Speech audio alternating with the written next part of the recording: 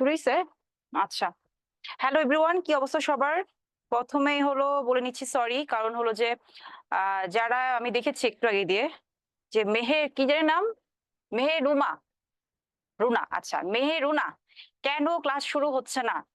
ঢাকার জ্যাম সম্পর্কে যাদের ধারণা আছে তারা এট লিস্ট এটা মাথার মধ্যে রাখা উচিত। হুম? ক্লাস 9, 10 এখন তো অনেক ম্যাচিউর হয়ে গেছো। এখনো কিছু জিনিস মাথার মধ্যে থাকা উচিত। ক্লাস কেন শুরু হচ্ছে না? আজকে যারা বের হইছো তারা অবশ্য জানো যে আজকে ঢাকায় একটু জ্যামটা বেশি। আমি জানি না ঢাকায় যে কেন জ্যামটা বেশি। হয়তো ভিআইপি পাসের জন্য বা প্রধানমন্ত্রী যেহেতু ঢাকা ছাড়তেছে সেজন্য হইতে পারে যে তোমার জ্যাম বেশি। এবং আমি আমার বাসা থেকে এখানে আসার সময় আমাকে অনেকগুলো ভিআইপি সিগন্যাল পার হয়ে তারপরে আসতে হয়। বাসায় বসে বসে ক্লাস করতে অনেক মজা, কিন্তু যারা এসে ক্লাস নেয় টাফ।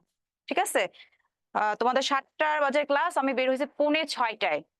তারপরও 20 মিনিটের পথ, 1 ঘন্টা 40 মিনিট লেগে গেছে, তারপর এসে পৌঁছাতে পারি নাই। এটাই যে তোমার এখন প্রেডিকশন দিতে পারবা যে তুমি কখন এসে পৌঁছাতে পারবা ক্লাসে।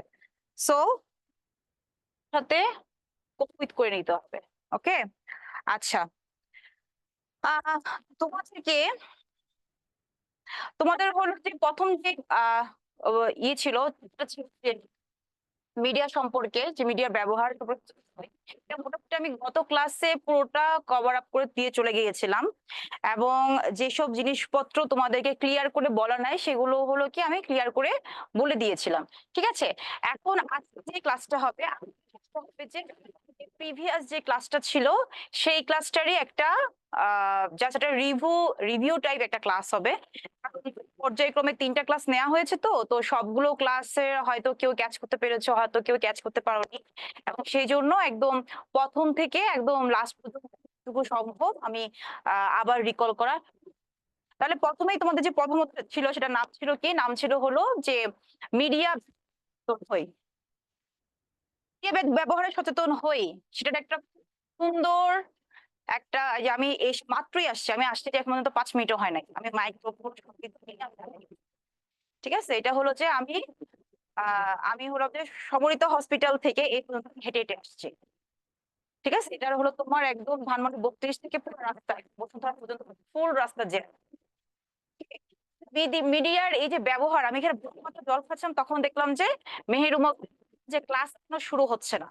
তাহলে আমাদের সময় চলে যায় যখন ক্লাস করতাম বা জুমে ক্লাস করতাম না, তখন কি হতো? তখন হলো যে আমরা বড়জোর বলতাম কি, বড়জোর বলতাম হলো যে পাশাপাশি আমরা আমরা আমাদের ফ্রেন্ডের সাথে আলোচনা করতাম, স্যার কেন আসতেছে না, বা স্যার কেন, মনে স্যারের সমস্যা হয়েছে। দেখুন কিছুদিন আগে নর্থ সাউথে আমাদের ঈদের পরবর্তীতে যেহেতু সবাই ঢাকাতে আসতে পারে না, এই জন্য অনলাইনে ক্লাস অফারিং করা হয়েছিল। তখন অনেকেই আমাদের 7টা বাজে ক্লাস শুরু হওয়ার কথা ছিল, কিন্তু স্যার, হ্যাঁ সমস্যা, হ্যালো শোনা যাচ্ছে না?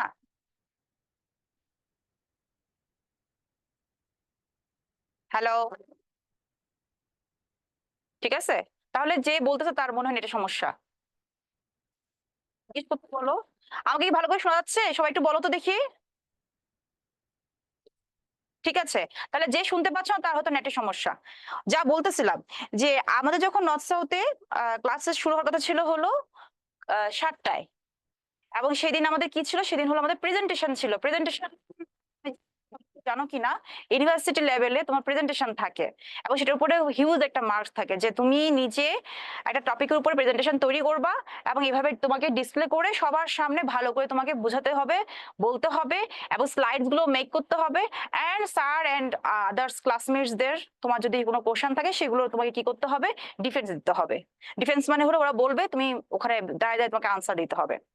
তো সেই দিন আমার যাদের ক্লাস ছিল আমরা সবাই শুধু ভাবতেছিলাম যে স্যার তো কখনো লেট করে না, স্যার কেন আজকে লেট করতেছে? স্যার নিশ্চয়ই কোনো সমস্যা হয়েছে, স্যার নিশ্চয়ই সিক হতে পারে, বা স্যারের আম্মু অসুস্থ ছিল, সেটা আমরা ভাবতেছিলাম।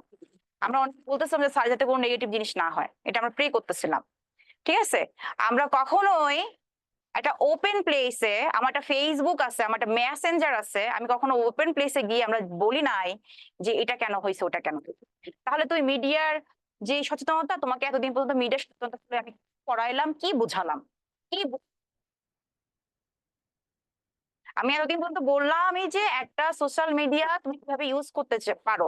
জুম কি একটা সোশ্যাল মিডিয়া না? তোমাদের কাছে একটা কোয়েশ্চেন রইলো। সো যে জিনিসটা তোমাদেরকে পড়ানো হচ্ছে সেই জিনিসটারই অপব্যবহার করতেছো। আসো, প্রথমেই যেই মিডিয়া দিয়ে শুরু করেছিলাম, মিডিয়ার মধ্যে তাহলে গুগলও পড়ে, জুমও পড়ে। ঠিক আছে? তাহলে আমাদেরকে একটা ক্লিয়ার কনসেপ্ট থাকতে হবে যে সোশ্যাল মিডিয়ায় তুমি কখন ওপেনলি একটা পোস্ট করতে পারো। তোমাকে জানতে হবে যে একটা তুমি পোস্ট করতে সেটার পিছনে অডিয়েন্স কারা আছে, কারা দেখবে। তোমার এটাও মাথায় রাখা উচিত ছিল যে তুমি যেখানে একটা কমেন্ট করছো সেটা আমিও দেখব। এটা হলো যে বেসিক্যালি পার্থক্য। আমরা আমরা বলতেছিলাম স্যারের যাতে কোনো অসুবিধা না হয়, স্যার যাতে কেউ অসুস্থ না হয়, যে স্যার যেন সব পজিটিভলি থাকে। পরে আমরা ১ ঘন্টা ওয়েট করে ৮টা স্যারকে কল দিছিলাম, ৮টা ৫-এ, যে স্যার আপনার কোনো সমস্যা? তো স্যার তখন বললো যে আমি আজকে ক্লাসটা নিতে পারবো না, দ্যাটস ইট। এবং সেটার কজ বলা হয়েছিল হলো ঠিক ১ সপ্তাহ পরে, যে কেন উনি আসতে পারেন নাই। Okay fine. আসো তাহলে মিডিয়া মানে কি? মিডিয়া হলো এমন একটা মাধ্যম যার মাধ্যমে তুমি একটা জিনিস বা তুমি নিজে অন্য কোনো সোর্স থেকে সেই জিনিসের সম্পর্কে জানতে পারো, সেটাকে বলা হচ্ছে কি media. It can be can be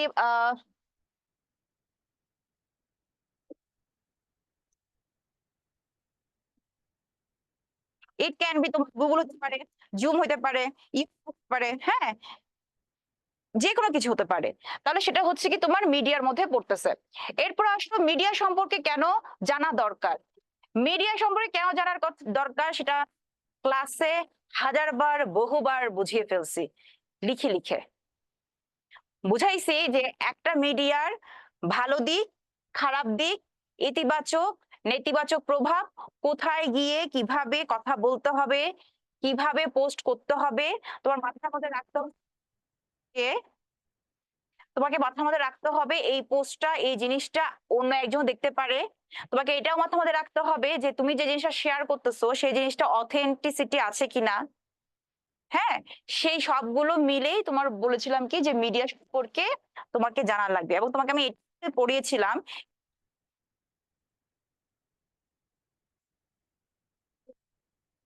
sound, কেন সাউন্ডের সমস্যা হবে কেন?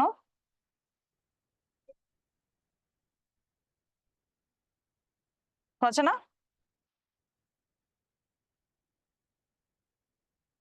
তুমি জুমটা ওপেন করো।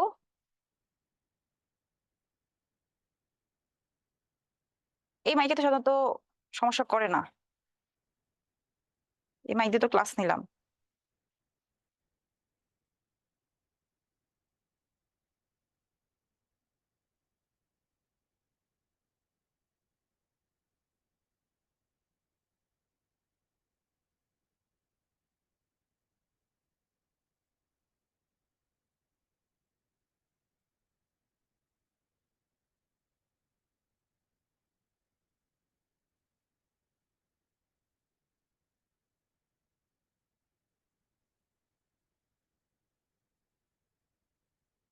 ঠিক আছে, please wait, let me check. আমাকে কেউ জানাও তো আমাকে শোনা যাচ্ছে কিনা ভালোভাবে, নাকি এটা সমস্যা?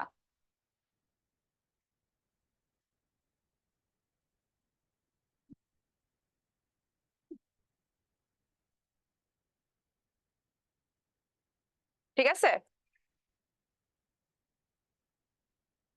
ক্লিয়ার না? হ্যাঁ, আমি তো শুনছি আমার গলা দিছি।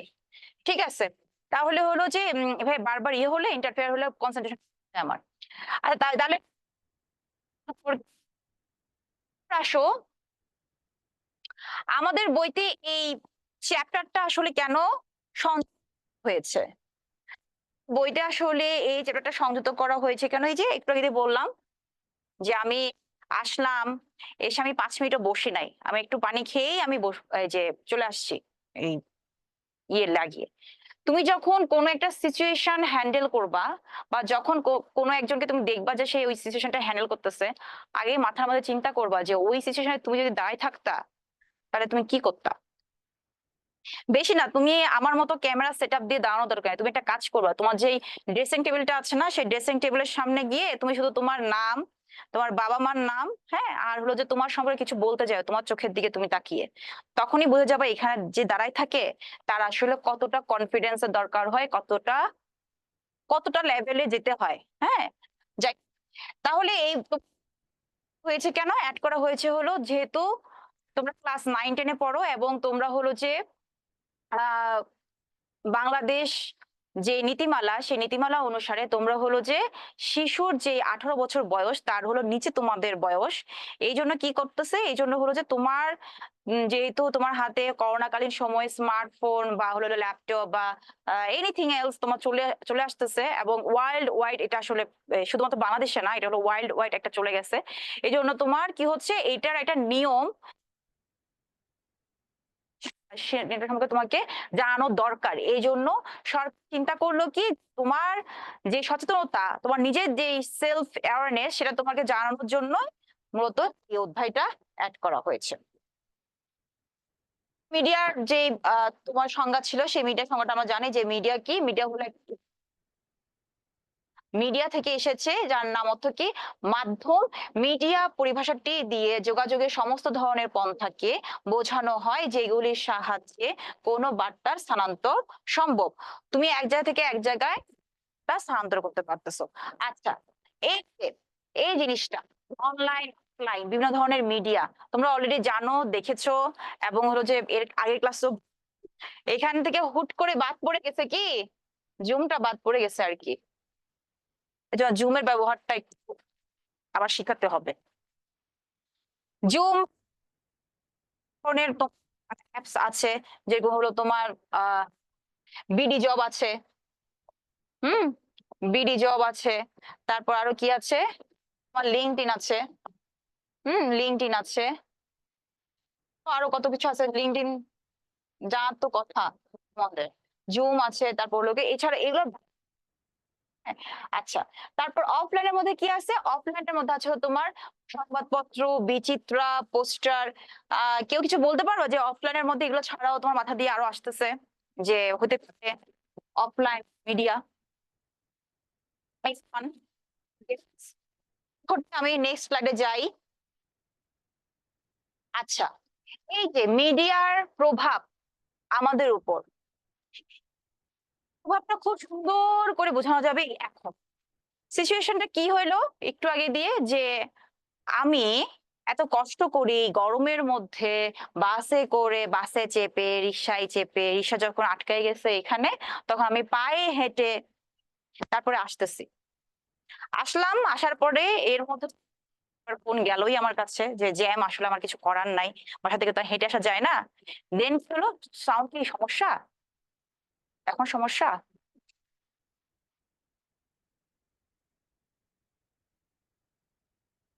আচ্ছা, তোমার কথা ভালোই সাউন্ড শুনলাম, তোমার মোবাইলে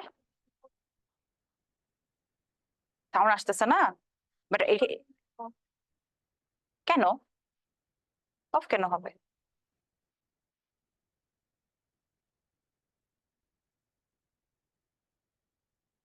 ঠিক আছে, নেট এমন তো হওয়ার কথা না, দিয়ে তুমি ক্লাস নিছি না।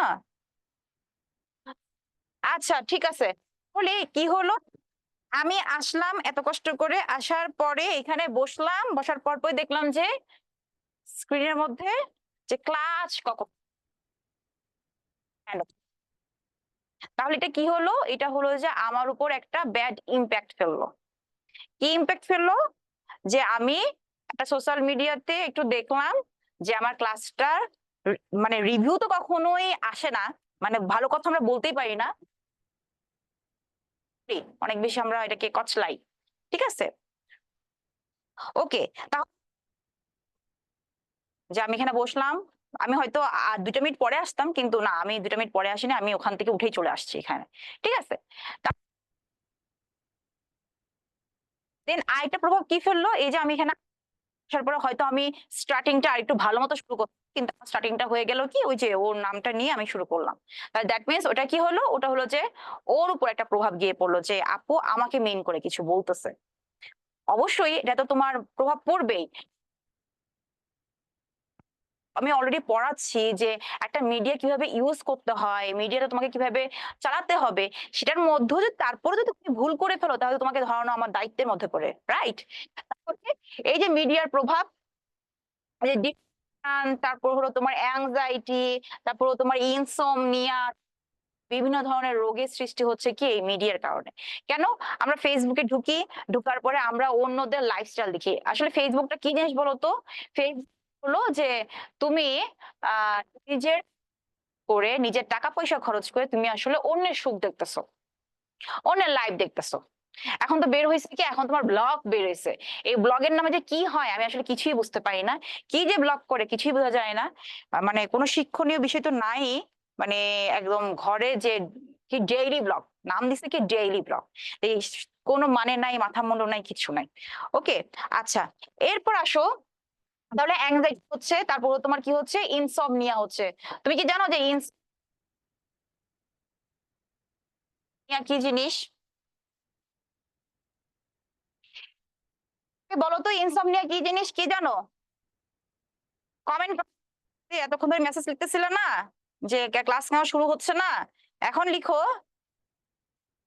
এখন লিখো যে ইনসomnia কি জিনিস। ওকে, ততক্ষণ আমি নেক্সট স্লাইডে যাচ্ছি। আচ্ছা, তারপর কি হচ্ছে, তারপর হলো এই ছুটি দিয়ে কি হচ্ছে যে তোমার স্যাড, তারপর অন টু স্যাড, তারপর একদম স্যাড হয়ে গেছে, ও কান্নাই করে দিচ্ছে। হ্যাঁ, তাহলে তোমার মাথার মধ্যে তোমার একটা ইমোশনালি একটা ক্লাইমেট সৃষ্টি হচ্ছে। তুমি ভালো থাকতে চাইলেও তুমি কি পারতেছো না, ভালো থাকতে পারতেছো না। কেন? কারণ হলো যে তুমি যখনই কোন একটা নর্মাল লাইফ লিড করতে চাচ্ছ, তখনই তোমাকে এই জিনিসগুলো কি করতেছে, এই জিনিসগুলো তোমাকে মডিফাই করতেছে। তোমার নর্মাল যে ডেইলি লাইফ সেগুলোকে তোমার হচ্ছে এই যে তোমার মনে পড়তেছে যে আহা আমাকে তখন ও এটা বললো, তখন তো দেখলাম যে ওরা কক্সবাজার ঘুরতে গিয়েছে, ওরা কত ভালো আছে। তারপর তুমি ভাবতেছো যে তুমি ক্লাস 9-এ পড়ো, তোমার পড়ার অনেক চাপ, বাকিরা সবাই ঘুরতে চলে গেছে। তোমার মনে হচ্ছে ইংলিশ মিডিয়ামে যারা পড়ে তারা অনেক ভালোতে আছে, তারা হলো তোমার জুন মাসে পরীক্ষা দেয় ফাইনাল।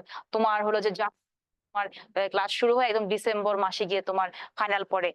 যখন সবার শীতকালে কি করতে হয়, শীতকালে তোমার বিভিন্ন ধরনের প্রোগ্রাম চলে। তারপর কেউ কেউ তোমার ওই যে জোলা ভাতি না কি জানি, চড়ুই ভাতি, সে চড়ুই ভাতি খেতে যায়, তখন তুমি পরীক্ষা দাও।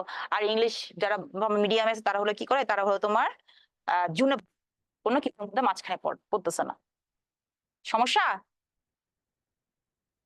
আজকে এত সমস্যা কেন?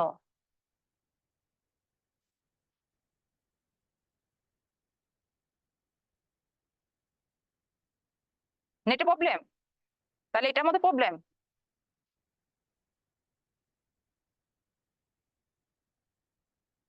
কেন? এটা তাহলে চার্জ নাই, এটা চার্জে চলে, তার সমস্যা কি?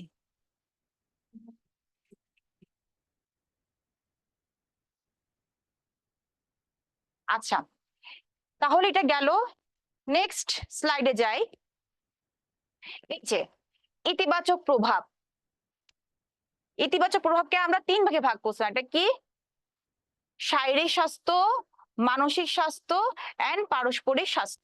হ্যাঁ, কি ছিল, নতুন চিকিৎসা বিজ্ঞান, বিভিন্ন প্রকার রোগ সম্পর্কে ধারণা, এগুলো কি ছিল, শারীরিক স্বাস্থ্য ছিল। এই শারীরিক স্বাস্থ্য, ইনসোমনিয়ার মানে কি? কমেন্ট লিখছে? কে লিখছে? হ্যাঁ, তাসমিহা লিখছে। আচ্ছা, ওটাকে হুম, ইনসোমনিয়ার হলো কি, অঘুমা। এই অঘুমাটা শুধু তোমার 1 2 3 দিনের অঘুমা না। মনে করো তোমার পরীক্ষার টেনশনে আগের দিন রাত করে না, ওটাকে তুমি কখনোই ইনসোমনিয়া বলতে পারবা না। Insomnia is a disease. Disease কেন ডিজিজ বলা হয় তাকে? যখন একটা জিনিস, একটা সিমটমস তোমার নর্মাল লাইফকে কি করবে, তোমার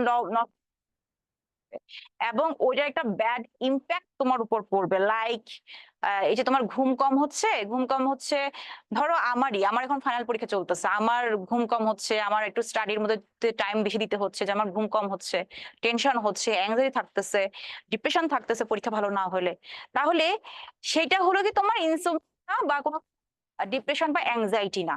এটা জাস্ট একটা পরীক্ষার জন্য হচ্ছে, এটা হলো তোমার কি শর্ট টাইমের জন্য। কিন্তু ইনসোমনিয়া কি? ইনসোমনিয়া হলো যখন তোমার দীর্ঘদিন ঘুম হবে না। লাইক ৭ বছর, ৮ বছর, হ্যাঁ ১০ বছর এরকম যদি না হয়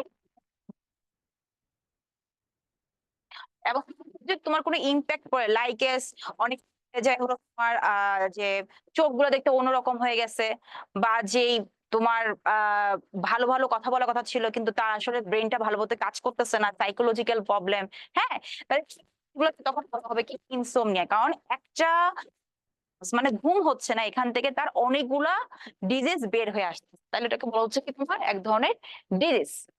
ইনসোমনিয়া কি এক ধরনের ডিজিজ বা অঘুম। আচ্ছা,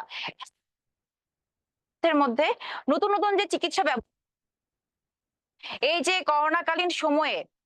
করোনাকালীন সময়ে যদি ১ম করোনা তখন কি হয়েছিল? তখন হলো তোমার যে তখন মানুষ জানতই না যে তখন আসলে করোনা হলে ওটার আসলে কি ট্রিটমেন্ট নেওয়া যায়। তারপর করোনা না হওয়ার জন্য আসলে কি প্রোটেকশন নেওয়া যায়। ওকে? এটা আসলে কেউ জানতো না। এটা অনেকদিন পর প্রায় ১, ২ মাস ৩ মাস গবেষণায় বের হয়ে আসছে যে মাস্ক পরতে হবে, হাত স্যানিটাইজ করতে হবে, কোয়ারেন্টাইন করে রাখতে হবে। ওকে? তাহলে কি হবে? তাহলে তোমার ট্রান্সমিশনটা কমানো যাবে। রিসার্চ এর পর বের হয়ে আসছে। আচ্ছা, তাহলে তুমি এখন দেখবা যে ইয়েতে যাও, গুগলে যাও। গুগলে গিয়ে তুমি বিভিন্ন সার্জারি সম্পর্কে যদি তুমি জানতে চাও যে হোয়াট ইজ মাস্টেকটমি, হ্যাঁ? তারপর হলো ব্রেইন এর মধ্যে কি, কি সার্জারি হয়। তারপর ব্রেইনকে ওপেন রেখে তুমি দেখতেছো যে একটা পেশেন্ট সার্জারির মধ্যে ও কথাও বলতেছে, হাত-পাও নাড়াচ্ছে, গানও গাচ্ছে। এখান দিয়ে আবার তার মাথার এখানে কি হচ্ছে? আবার সার্জারিও হচ্ছে। তাহলে এই সার্জারি গুলো নতুন, নতুন যে সার্জারি গুলো আসতেছে, বিজ্ঞান যে উন্নত হচ্ছে এই জিনিসগুলো জানতে পারতেছি কিসের মাধ্যমে জানতে পারছি হলো ইয়ার মাধ্যমে। বিভিন্ন ধরনের রোগ সম্পর্কেও জানতে পারতেছি। এটা হলো আমরা কিভাবে পাইছিলাম? ১ম যখন করোনা আসে শুধু মোবাইল আর টিভি দেখতো। আহা ওদেরকে কোয়ারেন্টাইন করে রাখছে। ওরা হলো যেতে পারছে না কোথাও। ওরা হলো একজনের ব্যালকনি থেকে আরেকজনের ব্যালকনিতে ওরা গান বাজনা করতেছে। হ্যাঁ? এরকম আমরা ভিডিও দেখছিলাম। তখন আমরা জানতাম যে করোনা আসতেছে। আচ্ছা এরপর কি মানসিক স্বাস্থ্য। মানসিক কি আসতেছে যে দূরত্ব কমতেছে আর কি আসতেছে সাইকোলজিক্যাল থেরাপি। পথের দূরত্ব কমতেছে এটা খুবই একটা ভালো একটা জিনিস। আগে কি হইতো?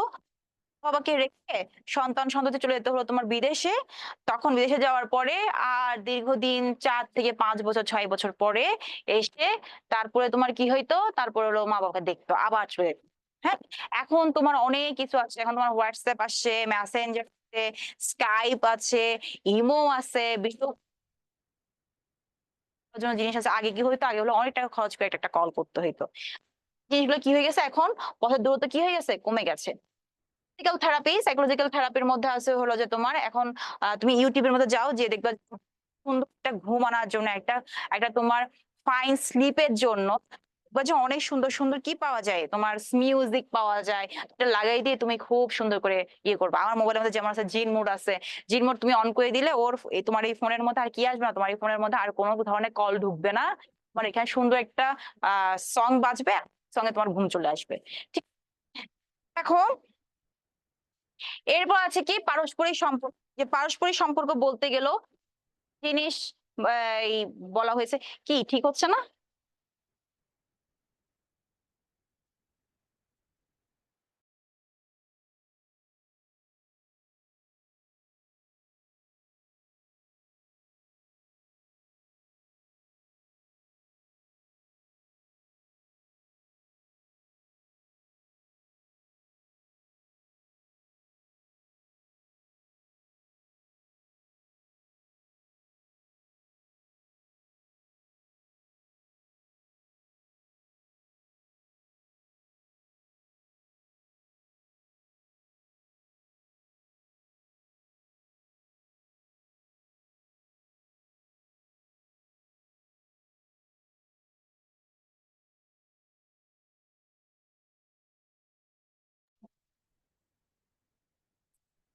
আচ্ছা, ঠিক আমরা প্রসিড করি। আচ্ছা, তারপর হলো যে তোমার পারস্পরিক সম্পর্ক সেইম জিনিস যে তোমার যেহেতু এখন পথের দূরত্ব কমে গেছে, তাহলে আমরা সহজে যোগাযোগ করতে পারতেছি। ইভেন এটার মধ্যে আছে কি এটার মধ্যে তুমি ঢুকাতে পারো যে টেলিমেডিসিন এর কথা ঢুকাতে পারো। Telemedicine. What is telemedicine? Telemedicine কি জিনিস? কে জানে? লিখো। তোমার তোমার অনেক কিছু বলতে চাও আমাকে, যা বলার পজিটিভ নেগেটিভ সব এখানে বলো। শুরু করো পজিটিভ দিয়ে, নেগেটিভ সাইড বলতে হবে পরে।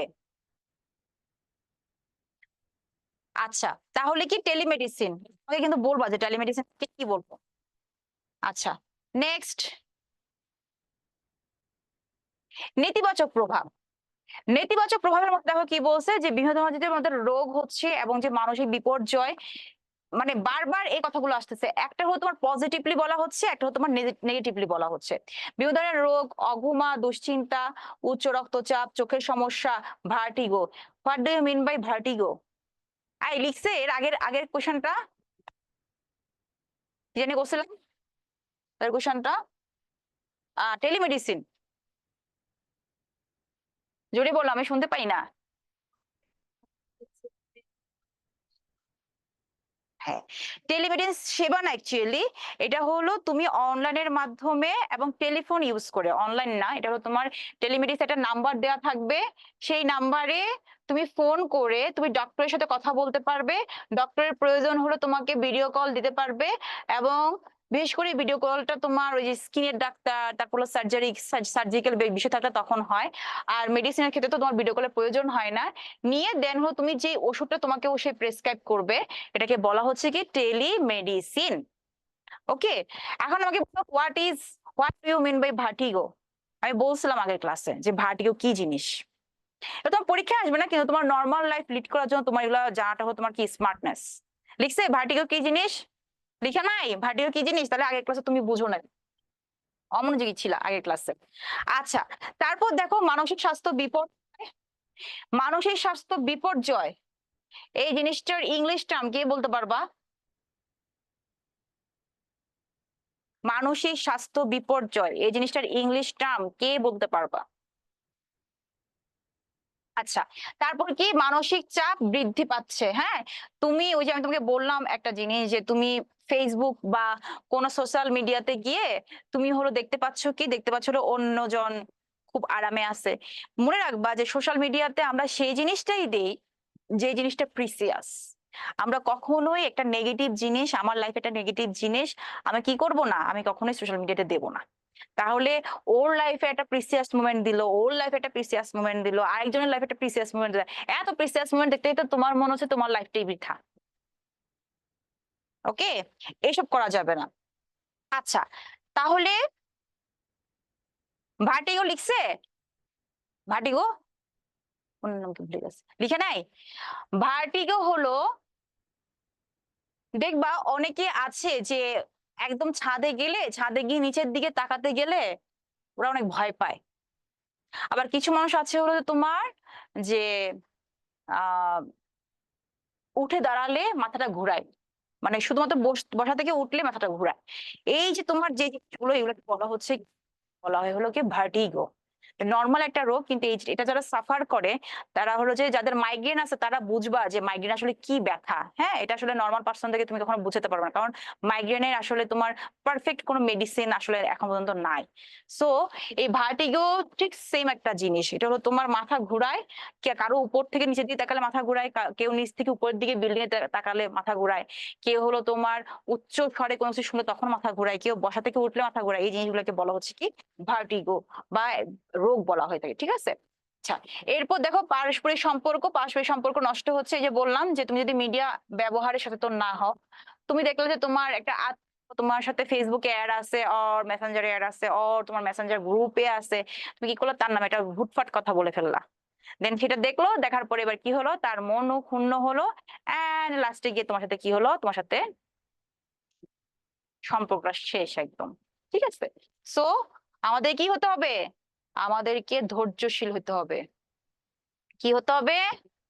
ধৈর্য ধরতে হবে সবকিছুতে। সরি, ধৈর্যবান তো ভুল হয়েছে, ধৈর্য।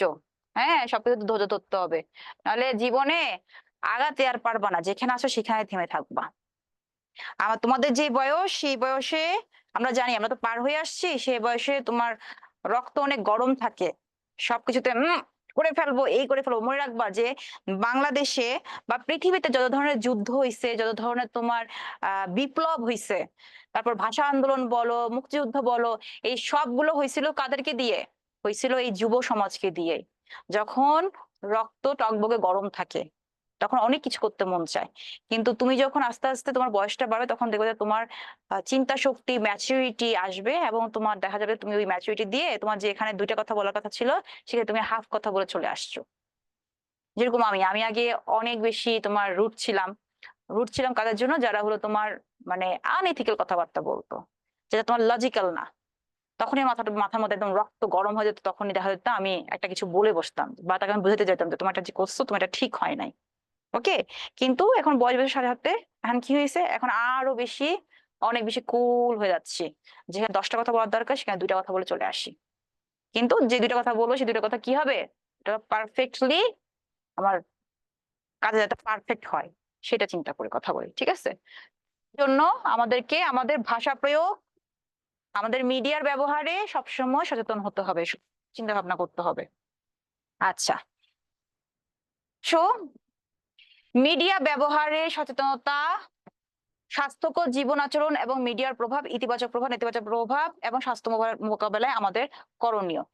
এইটার মধ্যে তোমাদেরকে আমি ইতিবাচক প্রভাবের মধ্যে অনেক কিছু বলছিলাম, যে আমাদের ইতিবাচক প্রভাবটা আসলে কি কি ফেলছে এখনো পর্যন্ত তোমার চোখের সামনে। সেটা মধ্যে তোমাকে আমি বুঝাইছিলাম যে একটা করোনাকালীন সময়ে আমি বলছিলাম যে করোনার সময় আমরা দেখছিলাম একটা ছবির মাধ্যমে, যেখানে হলো সবাইকে মাস্ক পরতে বলা হচ্ছে, তারপরে ইনজেকশনের কথা বলা হচ্ছে, মানে হলো যে টিকা টিকা দেওয়ার কথা বলবে। হ্যাঁ, গণসচেতনতা তৈরি করা হয়েছে টিকা পোস্টারিং এর মাধ্যমে, যেটা কি করছিল আইসিডিডিআরবি।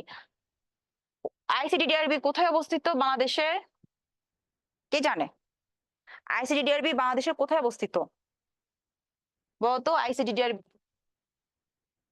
আচ্ছা, তাহলে করোনা সম্পর্কে আমরা জানছিলাম করোনাকালীন সময় খুব ভালো একটা ইম্প্যাক্ট ফেলছিল এই সোশ্যাল মিডিয়া তখন, যে খুব তাড়াতাড়ি প্রসিড করা গিয়েছিল একটা প্রজেক্ট বলো বা সরকার যেটা চাচ্ছিল সেটা খুব ভালো মতো কি করা ছিল, যে লকডাউন করে দিচ্ছে, লকডাউন করে দেওয়ার পরে তারপর তোমার মানে এই যে নিউজ গুলো যে তোমার ট্রান্সফার হচ্ছে খুব ভালো মতো এগুলো করা যাচ্ছিল।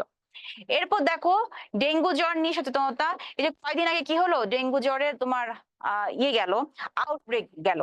ডেঙ্গু জ্বরের আউটব্রেক কেন হয়েছিল, কারণ হচ্ছে মানুষ ওইখানে তোমার ডেঙ্গু জ্বরের যে টাইপ, সেই টাইপটা কি হয়ে গিয়েছিল, সেটা তোমার চেঞ্জ হয়ে গিয়েছিল। অ্যাজ ইউজুয়াল যেই তোমার ডেঙ্গুর যে টাইপটা থাকে এটা তোমার চেঞ্জ হয়, আস্তে আস্তে চেঞ্জ হয়, কারণ মানুষের জিনের সাথে এই যে ডেঙ্গুর যে তোমার ডেঙ্গু একটা ভাইরাস জাতীয় রোগ, এটা কি করে মানুষের যে জিন থাকে সেই জিনের সাথে তোমার এটা একটা এক ধরনের রিয়েকশন করে এটা তোমার চেঞ্জ হতে থাকে। যখন তোমার ডেঙ্গু হয়ে গেল বা ধরো 3 বছর 4 বছর আগে ডেঙ্গুর এক ধরনের ফর্ম ছিল, তখন ওটা তোমার জিনের সাথে মিশে আরেকটা অন্যরকম ফর্ম হলো, তারপর আরেকটা ডেঙ্গু মশা এসে তোমাকে কামড় দিল, কামড় দেওয়ার পর তোমার এই ফর্মটা সেই ডেঙ্গু মশা তার পেটের মধ্যে রক্তের মধ্যে নিয়ে গিয়ে তারপর আরেকজন মানুষের মধ্যে এটা কি করলো, বমি করে দিল। হ্যাঁ, তাহলে কি হচ্ছে, ওই যে তোমার 3 বছর আগে যে ফর্মটা ছিল সেই ফর্মটা তোমার আস্তে আস্তে 1 বছর পর পর এটা কি হচ্ছে তোমার এটা টাইপটা চেঞ্জ হয়ে যাচ্ছে।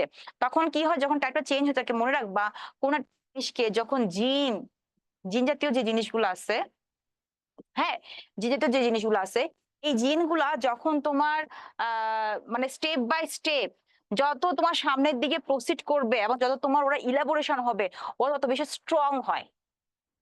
দেখবা যে করোনা যখন শুরু হয়েছিল, শুরুর মুহূর্তে ওর যে টাইপটা ছিল সেই টাইপটা থেকে ওমিক্রন লাস্টে সবচেয়ে বেশি তোমার ডেঞ্জারাস ছিল কি ওমিক্রন।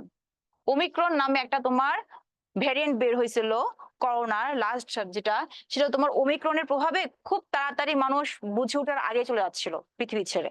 তো তখন এই ওমিক্রনের টাইপটা বের করতে এটা হলো তোমার আসলে একটা টাইম কনজিউম ছিল, কারণ এমনিতে তো করোনা কখনো পৃথিবীতে ছিল না, তার উপরে করোনা করতেছিল তোমার খুব তাড়াতাড়ি জিনোটাইপ গুলো চেঞ্জ করে ফেলতেছিল। কেন?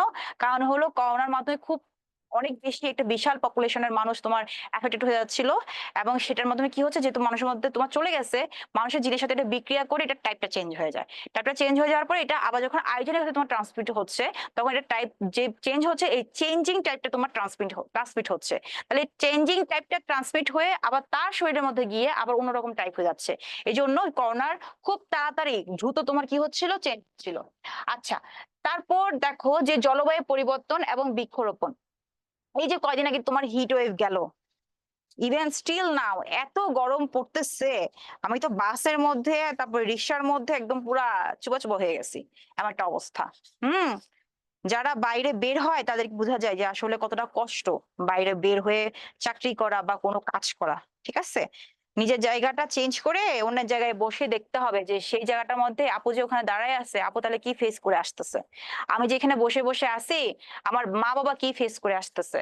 আমি খাবারটা মুখের মধ্যে তুলে বললাম যে না, খাবারটা আজকে আগের দিনের মতো স্বাদ হয় নাই।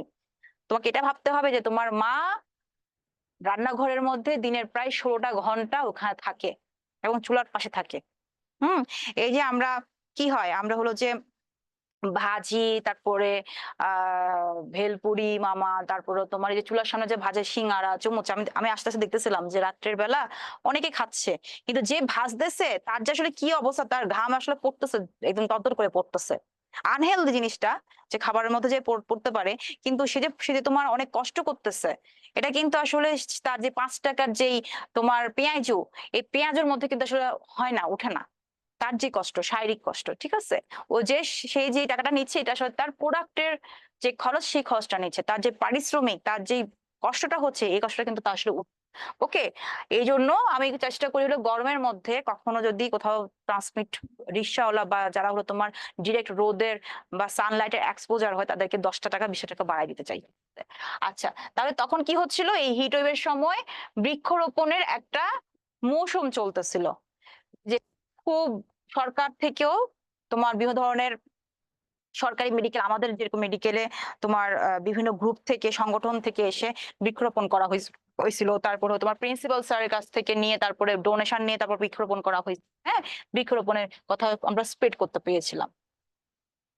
এরপর দেখো মিডিয়ার নেতিবাচক প্রভাব, এটা আমি খুব সুন্দর করে প্রত্যেকটা লাইন আমি পড়াইছিলাম, যে কোমল পানীয়র মধ্যে আমরা কি করছিলাম, এই ধরো কোমল পানীয়, কোমল পানীয়ের মধ্যে কি হয়, যে ওই যে একটা অ্যাড আছে না, যে এখনই কি হবে, এখনই বৃষ্টি হবে, এখনই বরফ পড়বে আকাশ থেকে। এরকম এরকম বের হইতো, এরকম এখন পর্যন্ত আছে কিছু কিছু আরসি কুলা, তারপর কি কি যেন আছে, যে ঠান্ডা ঠান্ডা ফিল হয়।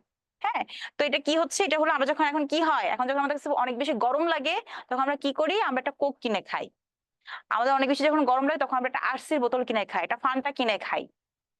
ঠিক আছে, কিন্তু আসলে কি ঠিক, এই যে তুমি খাচ্ছ গরমের মধ্যে, এটা কি আসলেই ঠিক, আদৌ ঠিক?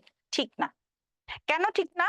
কারণ হলো যেহেতু তোমার ইয়ে হচ্ছে কি জানি বলে, এটার মধ্যে বাইকার্বনেট আছে। কিসের মধ্যে বাইকার্বনেট আছে, তোমার হলো কোকের মধ্যে বাইকার্বনেট আছে। এটা কি হচ্ছে, এটা হলো তোমার যেখানে কোষের ভিতরে, তোমার সেলের ভিতরে পানি ঢুকানোর কথা, যে তোমার সেল যখন সানলাইট পড়ে, এই সানলাইট থেকে কি হয়, সানলাইট যখন পড়ে, সানলাইট যখন পড়বে তখন কি হয়, এই সেলের মধ্যে তোমার সানলাইটটা পড়ে, আর এখান থেকে কি হয়ে যায়, তোমার যত ধরনের লিকুইড থাকে সেগুলা বের হয়ে চলে যায়, ঘাম হয়ে বের হয়ে চলে যায়। তাহলে তোমার কি করতে হবে, তোমাকে এটা আবার কি করতে হবে, পোর করতে হবে, মানে আবার আবার লিকুইড গুলো ঢুকাইতে হবে। তাহলে কি হবে, তোমার ডিহাইড্রেশন হয়ে যায়। ডিহাইড্রেশন শুধুমাত্র পাতলা হাগু হয়ে ডিহাইড্রেশন হয় না, ডিহাইড্রেশন তোমার গরম লাগলেও হতে পারে, দেখবা মানুষজন ঘুরে টুরে পড়ে যায়।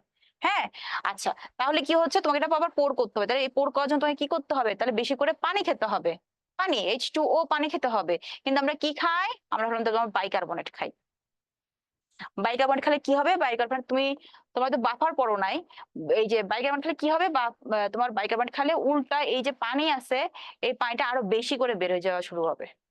তোমার হয়তো এখান থেকে ইসোফেগাস থেকে তোমার ইসোফেগাস থেকে, ইসোফেগাস না আসলে টাং থেকে তোমার খুব ভালো লাগে, ফিল হয় যে ঠান্ডা ঠান্ডা ফিল, তোমার ইসোফেগাসটা একদম ঠান্ডা ঠান্ডা হয়ে যাচ্ছে। ইভেন তোমাদেরকে যখন আমি বলতেছি তখন আমার নিজেরই এই ঠান্ডা একটা কোলা খেতে খুব মন চাচ্ছে এখন, কারণ যে পরিমাণ গরম লাগতেছে আমার কাছে। তাহলে এই যে আমাকে মডিফাই করতেছে, আমার গরম লাগলে মাথার মধ্যে ঢুকে যায় যে একটা আরসি কিনে খাই, একটা কোলা কিনে খাই, এই জিনিসটা তোমার মধ্যে কে নেগেটিভলি ইয়ে করছে, যে কোমল পানীয় যে বিজ্ঞাপনগুলো, সেই বিজ্ঞাপনগুলো। না, তুমি জানতা কিভাবে যে তোমার গরম লাগলে তোমাকে এই পানির বদলে আরসি কুলা খাইতে হয়, কোক খাইতে হয়? জানতা না তো, ওরা তোমার মাথায় এটা ঢুকাইছে। তাহলে এটা কি, এটা হলো তোমার নেগেটিভ মিডিয়ার প্রভাব, তোমাকে নেগেটিভলি ওরা কি করছে, নেগেটিভলি তোমাকে ওরা এটাকে ইয়ে করছে। এরপর দেখো, এরপর কি আসছে, এরপর আসছে তোমার মেকআপ প্রোডাক্টস বা সোপ যে ছিল, সেই জিনিস কথা বলা হয়েছে, যে ওই যে আমরা এখন দেখা যায় না যে এই স্যান্ডেল সোপ ইউজ করলে একদম এই পাশ হলো কালো, এই পাশ হলো সাদা। ও সরি, এটা ডবের ডবের তোমার অ্যাডভার্টাইজমেন্ট, যে এই পাশ হলো কালো যেখানে নর্মাল সাইডে, আর এই পাশ হলো তো 7 দিন ইউজ করে কি হয়ে গেছে, সুন্দর হয়ে গেছে। আমি যখন ছোট ছিলাম তখন হলো যে এইসব অ্যাডভার্টাইজ দেখে বাবাকে বললাম, বাবা ডোব সাবান নিয়ে আসেন তো, একটু একটু দিয়ে দেখবো। তো একটু দিয়ে দেখতাম, কই চেঞ্জ তো হয় না কিছু। হ্যাঁ, তাহলে এটা কি হচ্ছে, এটা হলো নেগেটিভলি তোমাকে কি করতেছে, নেগেটিভলি তোমাকে ইয়ে করতেছে। আচ্ছা, এরপর দেখো এই যে অনলাইন গেমস এর কথা, যে পেড টাইপের গেমস, এগুলো তোমার বিটকয়েন আছে এখন, বিটকয়েন টাইপ কিছু জিনিস আছে। তারপর তোমার অনলাইন, সোজা বাংলা কথায় অনলাইন জুয়া খেলা। হ্যাঁ, দেখবা যে এখন যে এটা কি হয়, আইপিএল খেলা হয় না, ওখানে দেখবা যে 1x, তারপরে কি কি জানি তোমার, আমি তো জানি না সবকিছু, কিন্তু এতটুকু বুঝি যে ওদের ওদের জার্সির মধ্যে, ছেড়ে যদি থাকো আমার ক্লাসরুমে সে বলতে পারবা, জার্সির মধ্যে থেকে জার্সির মধ্যে ওদের এইগুলোর অ্যাডভার্টাইজমেন্ট করা থাকে, এবং খুব অনেক বেশি টাকা প্রমোশন দিয়ে ওদেরকে কিন্তু তোমার এইসব অ্যাডভার্টাইজমেন্ট করানো হয়। তাহলে ওরা কি করতেছে, ওরা হলো একটা অনলাইন জুয়া খেলাকে, তুমি কিছু টাকা দিয়ে একটা খেলার মধ্যে ঢুকবা, তুমি লাখ টাকাও পাইতে পারো, তুমি কোটিপতি হইতে পারো, আবার তুমি কি হইতে পারো, আবার তুমি যে টাকাগুলো দিছো সেই টাকাগুলো তোমাকে রেখে চলে যেতে হতে পারে, এরকমও কাহিনী হতে পারে। ঠিক আছে, তাহলে এটা এটা এক ধরনের কি অনলাইনে জুয়া খেলা। এরপর আসো নেতিবাচক প্রভাব মোকাবেলায় আমাদের করণীয়: সঠিক তথ্য শনাক্তকরণ, বিশ্বাসযোগ্য সূত্র, মিডিয়া কন্টেন্ট নিয়ন্ত্রণ, আত্মনির্ভর প্রতিক্রিয়া। আমি আজকে এত ছিলাম যে আমি আসলে স্লাইড গুলো খুব ভালো মতো সাজাতে পারি নাই। আমি দেখতেছি যে আমি যে স্লাইড গুলো দিছিলাম, থ্যাংক ইউ মিম আমাকে সুন্দর করে স্লাইড গুলো সাজা দেওয়ার জন্য। আমি আজকে সকালবেলা মাথা ঘুরে পড়ে গেছি। কেন পড়ে গেছি? কারণ হলো আমার ডিহাইড্রেশন হয়ে গেছে। ডিহাইড্রেশন কি হয় নাই, পাতলা পায়খানা হয়ে হয় না, ডিহাইড্রেশন হয়েছিল যে এই গরম সহ্য করতে না পারে আমার ডিহাইড্রেশন হয়ে গেছে। ডিহাইড্রেশন আমি বুঝতে পারতেছিলাম যে আমার গ্লুকোজ যে শর্ট হয়ে যাচ্ছে। হ্যাঁ, আমি অনেক কষ্টে ওয়াশরুম থেকে বের হয়ে এসে আমার মানে আমার নিজের পার্সোনাল রুমের মধ্যে ওয়াশরুম, তারপর আমার বের হয়ে এসে আবার মানে শুভ যে সেই কন্ডিশন আমার নাই, আমার একটা অবস্থা। ঠিক আছে, তাহলে এই জন্য গরমকালে কি করতে হবে, বেশি বেশি করে পানি পান করতে হবে। তাহলে সঠিক তথ্য শনাক্তকরণ, তোমাকে আমি ক্রস চেক করে দেখতে হবে। তুমি এক মিডিয়া থেকে যদি তুমি কোনো তথ্য পাও, তোমাকে আরেকটা মিডিয়াতে গিয়ে তোমাকে চেক করতে হবে। তারপর হলো বিশ্বাসযোগ্য সূত্র, যেগুলো তোমার ফেসবুকের ক্ষেত্রে অনেকে আইডি হ্যাক হয়, দেখবা যে তোমার কাছে যে যে জিনিসগুলো লিঙ্ক আপ আসে সেগুলোর মধ্যে www.facebook লেখা আছে কিনা, এগুলো দেখে বুঝতে হয় যে কোনটা ফেক আর কোনটা তোমার হ্যাক করার জন্য আইডি। তারপর হলো মিডিয়া কন্টেন্ট নিয়ন্ত্রণ। মিডিয়া কন্টেন্ট নিয়ন্ত্রণ হলো তোমার এটা খুব ভালো করে নিয়ন্ত্রণ করা যায়। এখন তো এর মধ্যে দেওয়া থাকে ইউটিউব, তারপর তোমার মেসেঞ্জার, তারপর হলো তোমার ফেসবুক, সব জায়গার মধ্যে কি থাকে, সব জায়গার মধ্যে তোমার মোটামুটি এখন একটা চাইল্ডদের জন্য একটা রেস্ট্রিক্টেড একটা অ্যাকাউন্ট খোলা যায়। হ্যাঁ, যে চাইল্ডরা আর কোনো কিছু দেখতে পাবে না। তারপর হলো আত্মনির্ভর প্রতিক্রিয়া, যে তুমি নিজে চিন্তা ভাবনা করে দেখবা যে এই যে মাথা খাটাতে হবে, যে আপু যে দেরি করে আসতেছে, আপু তো কখনো দেরি করে আসে না, তাহলে আপু আজকে দেরি করে আসার কারণটা কি? মনে করো আমার উপরওয়ালা না করলো, একটা অ্যাক্সিডেন্ট হয়ে গেল, তো আমি তো এই পর্যন্ত আসতেই পারতাম না। আর ফোন করে যে বলবো যে আমার অ্যাক্সিডেন্ট হয়েছে, সেটাও তো আমি পারতাম না, তাই না? সো সবখানে কি করতে হবে, ধৈর্য রাখতে হবে। এটা শুধু আমার জন্য না, এটা তোমার জন্য হতে পারে, সবখানে হতে পারে। হুম। আচ্ছা, তাহলে এখানে লাস্টে আসো যে আজকে শিক্ষণ ফলটা কি, মিডিয়া ব্যবহারে সচেতন কেন হব, সচেতন না হলে কি হবে, এটা তুমি অলরেডি বুঝেই গেছো যে তুমি কেন সচেতন হবা। তোমার ইতিবাচক নেতিবাচক প্রভাব তুমি যদি চিন্তা ভাবনা করো, তাহলে তুমি অলরেডি তুমি এটা বুঝে যাবা। কিভাবে আমরা মিডিয়া নিয়ে গণসচেতনতা তৈরি করতে পারি, ওই যে আমি পড়িয়েছি যে তুমি নিজে সচেতন হবা, এন্ড তোমার আশেপাশের মানুষ এবং তোমার স্কুলের বা ক্লাসের যে তোমার অনেকে আছে না অনেক বেশি মিডিয়া দিয়ে দ্বারা তোমার আসক্ত, তারপর ফেসবুক ছাড়া তারপর সবকিছু তো চলতে পারে না, তাদেরকে তুমি একটু মডিফাই করলা, তারপর তোমার ছোট ভাই বোনদেরকে যা এইসব জিনিসগুলো। তারপর মিডিয়ার সোর্স বিভাজ্য, সেটা কিভাবে বুঝবো, ওই যে তোমাকে আগে যে স্লাইডটা ছিল সেই স্লাইডটার মাধ্যমে আমরা মোটামুটি এই এই আনসার কভার করতে পারবো। ওকে, আজকের লেকচার বা আজকের এই চ্যাপ্টারটা এই পর্যন্ত। কারো কি কোনো কোশ্চেন আছে? আমি 1 মিনিট টাইম দিলাম, এখন তো 25 বাজে, 1 মিনিট টাইম দিলাম কোশ্চেন করার জন্য, যে কোনো কোশ্চেন আছে কিনা, যে আপু পড়া রিলেটেড, পড়া বাইরে রিলেটেড, কোনো কোশ্চেন থাকলে ওপেন প্ল্যাটফর্ম, ওখানে মেসেজ করো, বলো কোনো কোশ্চেন আছে কিনা।